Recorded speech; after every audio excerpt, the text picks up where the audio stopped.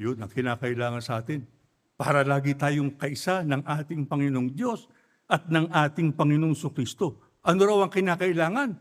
Patuloy na naniniwala tayo, sumasampalataya tayo doon sa itinuro sa atin ng ating Panginoong Diyos at ng ating Panginoong Kristo.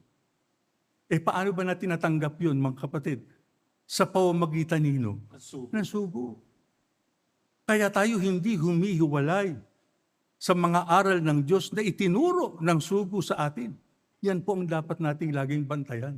Ang nasusunod natin, ang nagagawa natin, kung ano ang kalooban ng ating Panginoong Diyos. Pagka hindi na ayon sa kalooban ng Diyos, tanggihan na natin yun. Sapagkat hindi na makabubuti sa atin.